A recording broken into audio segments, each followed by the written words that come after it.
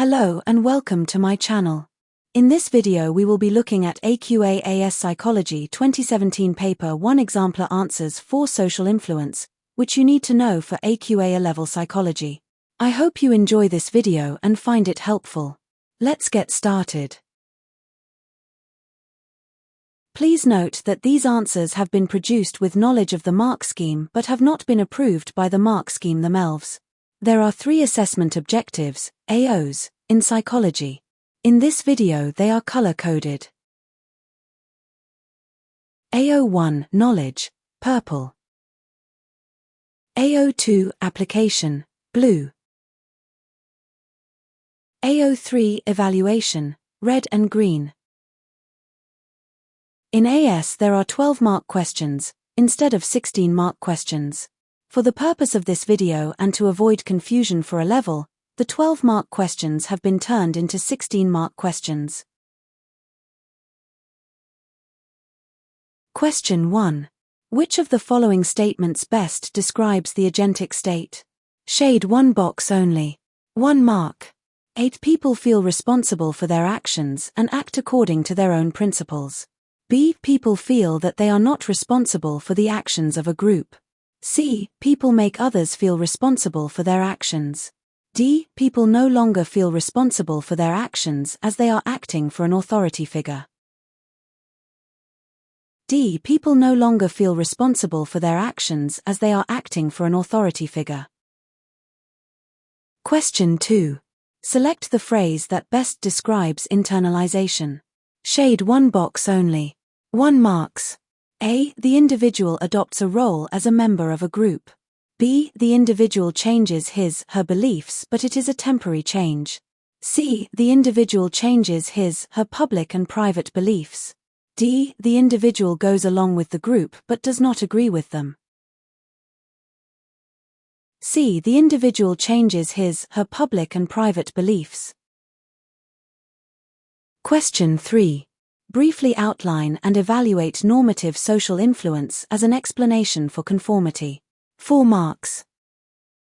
Normative social influence, NSI, is about norms and a desire to behave like others and fit in with a group. It occurs when an individual goes along with the group majority without them personally accepting their point of view because humans are social species and are believed to have a fundamental need for social companionship while fearing censure and rejection. It can occur in situations where an individual feels they are being observed or are under surveillance from a group, in unfamiliar situations with people known to an individual as individuals are concerned with the social approval of friends, in stressful situations where an individual has a need for social support or in situations where the norms are unknown and individuals look to others for a reference of how to behave.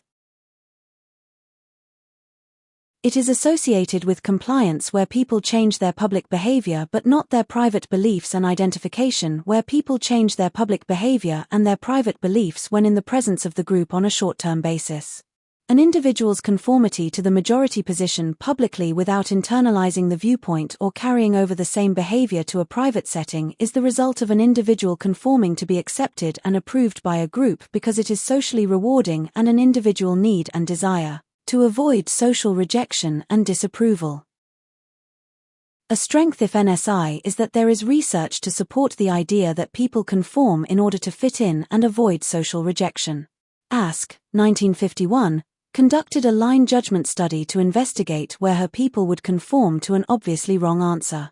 He found that on the critical trials, about 36.8% of the participants, over a 1/3, conformed to the clearly incorrect majority proportion of critical trials when the participants agreed with the Confederates' wrong answers. This shows a high level of conformity, called the Ask effect, the extent to which people conform even in an unambiguous situation. 75% of participants conformed at least once during the experiment. 25% of participants never conformed.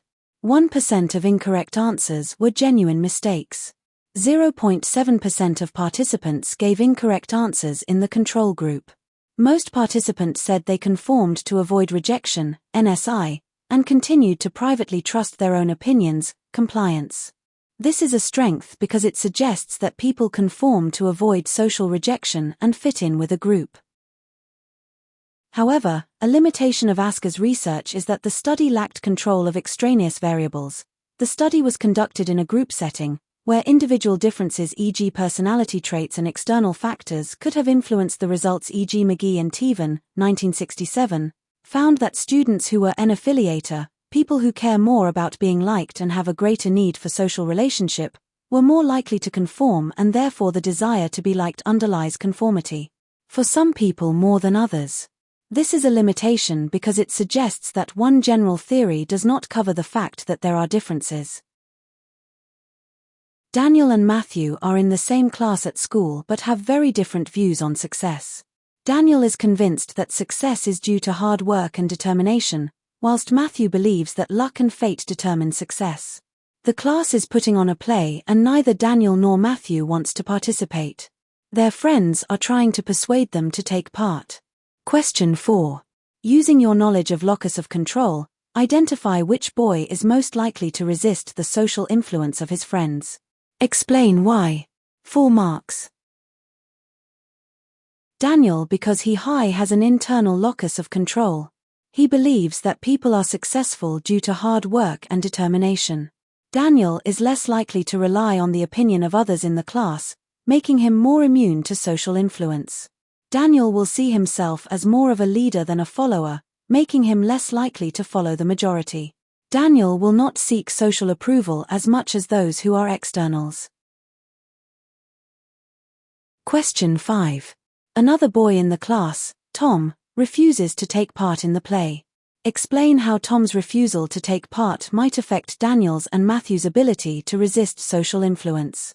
2 marks. Tom's refusal will increase their ability to resist social influence and not take part in the play as Tom acts as social support. Tom may not affect Daniel due to Daniel's internal locus of control, but Tom may affect Matthew due to Matthew's external locus of control. Question 6.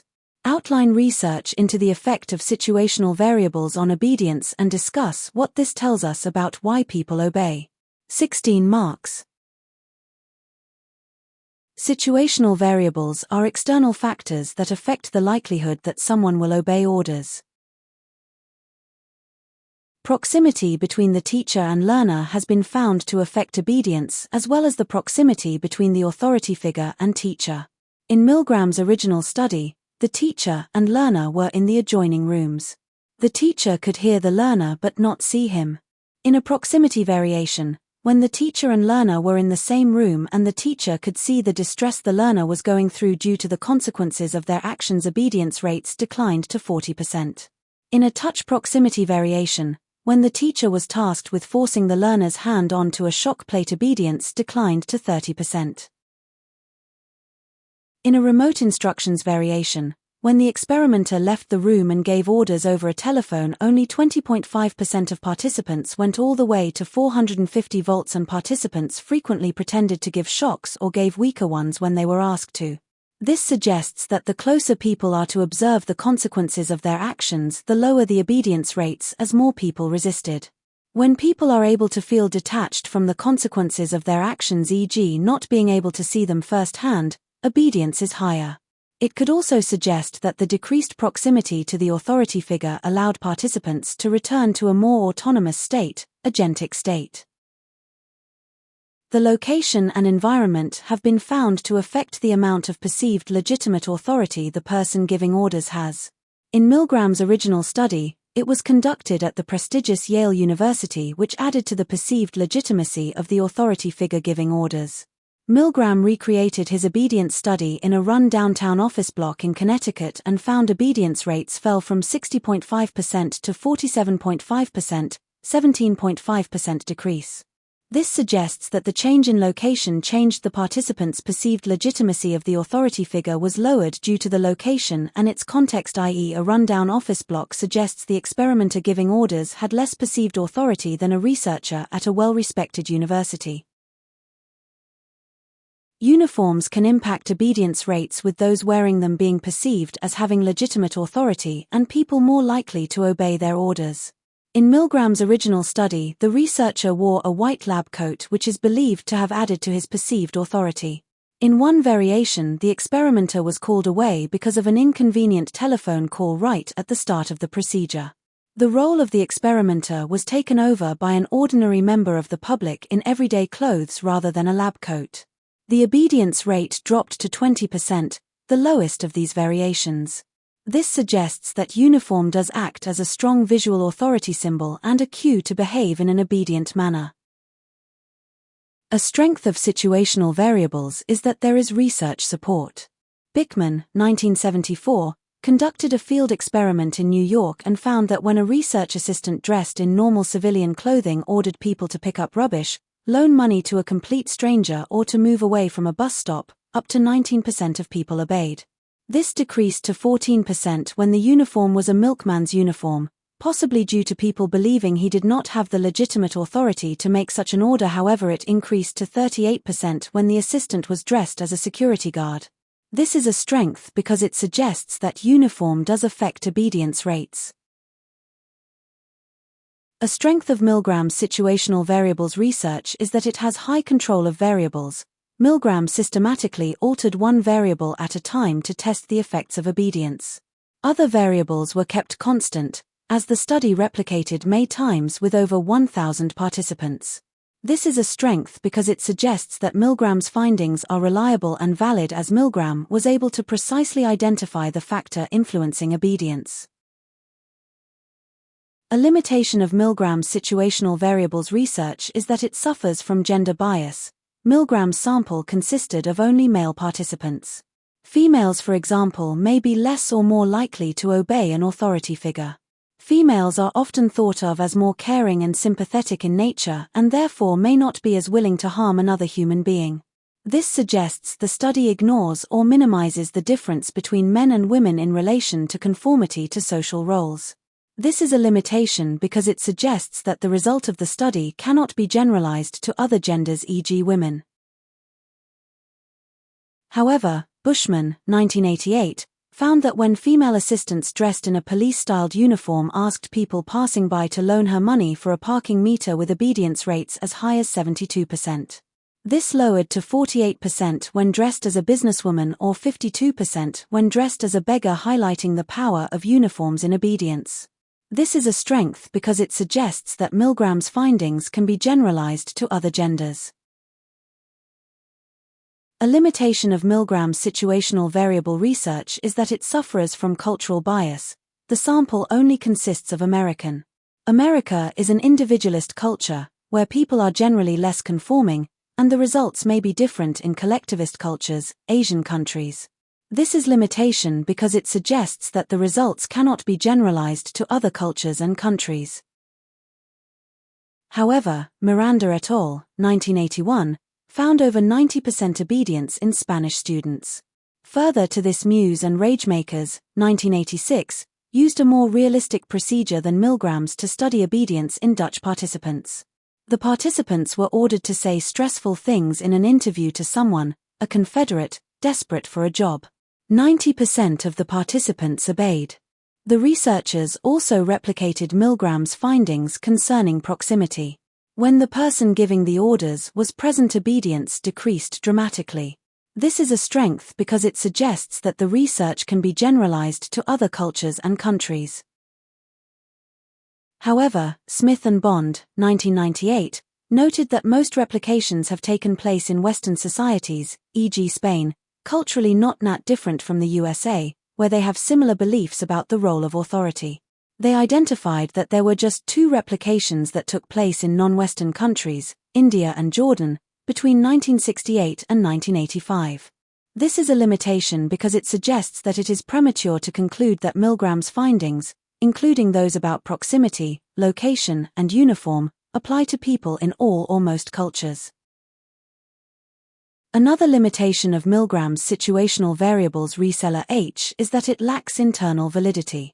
Orn and Holland, 1968, suggest participants in Milgram's variations were even more likely to realize the procedure was fake because of the extra experimental manipulation. In the variation where a member of the public replaced the experimenter, even Milgram recognized this was so contrived that some participants may have worked it out. This is a limitation because it suggests that it is unclear whether the results of Milgram's study are due to obedience or because the participants saw the deception and play acted, i.e. in response to demand characteristics. A final limitation of Milgram's situational variables research is that it had dangerous research implications. David Mandel, 1998, argued that Milgram's findings provide an excuse or alibi for evil behavior. In his view, it is offensive to survivors of the Holocaust to suggest that the Nazis were simply obeying orders. Milgram's explanation also ignores the role of dispositional factors, such as personality, implying that the Nazis were victims of situational factors beyond their control. This is a limitation because it suggests that Milgram's study oversimplifies the complex nature of evil behavior, particularly in historical contexts like the Holocaust, where personal responsibility and individual traits may play a crucial role in understanding such atrocities. Thank you for watching. If you have enjoyed this video, please like and subscribe for more content like this. Bye.